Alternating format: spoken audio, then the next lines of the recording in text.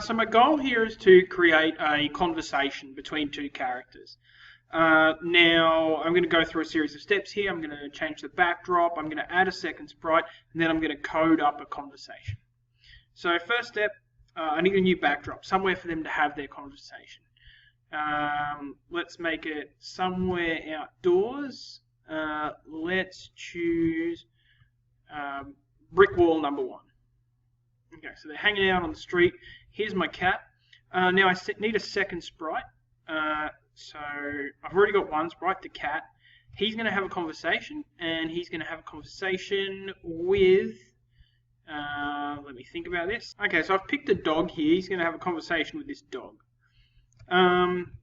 So small problem here, but that's okay. We'll work on it. You can see they're not facing towards each other, but we'll deal with that. So the first thing I want to do is for my cat to say hello. Okay, so I've clicked on my cat sprite. Now this is where we're going to code up our sprite. So all scripts, that's what our code is called, a script. All scripts start by saying when the green thing is clicked. Now that's the equivalent to the old school run, R-U-N, run the program. So when the green thing is clicked, what do we want the cat to do? Well, we want him to talk. And here in the looks section, we can see here there's a say command. So when the green thing is clicked, cat, I want you to say hello dog, and I want you to say that for 2 seconds. Hello dog. Okay, so we've got the start of our program here. It's pretty boring. He says hello and that's it. Now if we're going to have an interaction, that means that the dog is also going to have to do something. So click on my dog here. Events. When the green thing is clicked. Now let's stop and think about what we want to happen. The cat speaks, and the cat speaks for 2 seconds. Now I don't want my dog to react until that 2 seconds has passed. So when the green thing gets clicked, the first thing I want my dog to do is just wait. Just do nothing at all. So in the controls, there's a wait command, and he waits for 2 seconds. Now the next thing I want my dog to do is turn to face the cat. Okay, so motion, point in direction. And I want him to point left, because I want him to point towards the cat. Okay, let's test it out, see what happens. Hello, dog. Whoa, okay, he points left, but his rotation style is wrong. So here with the dog, information, instead of rotation style like this, we'll do rotation style like this. Okay, let's try that again. Hello, dog. Now nothing happens.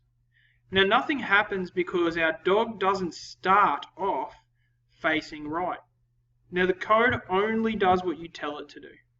So actually the way I want this whole thing to start is with my dog facing right. So think about what happens. The moment I press the green flag, the dog is going to point to the right, then it's going to wait 2 seconds, then it's going to point to the left. Okay, let's see this now. Okay, that's it. So we've covered a little bit here. We've covered talking, pointing in directions, waiting, and also this little strange thing here that always gets students a little bit confused, rotation style. I guess we may as well get just the dog saying one more thing. So the cat says something, the dog says something, the dog says,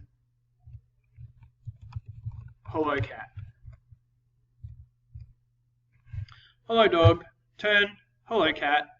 And we can get this conversation moving back and forth. Now you need to be careful here because if we want our cat to say something, think about the conversation. The cat says, hello dog. The dog waits for 2 seconds and then once the cat's finished speaking, he says something. That means that while the dog is speaking for 2 seconds, we need our cat to be waiting for 2 seconds. And then he can say something else. He can say, what's up? Okay, so there's a really basic animation. We have a conversation between two characters. We're going to leave it there, and then we're going to start moving forward. You can have a play with that. You can have some fun with it. See what you can come up with.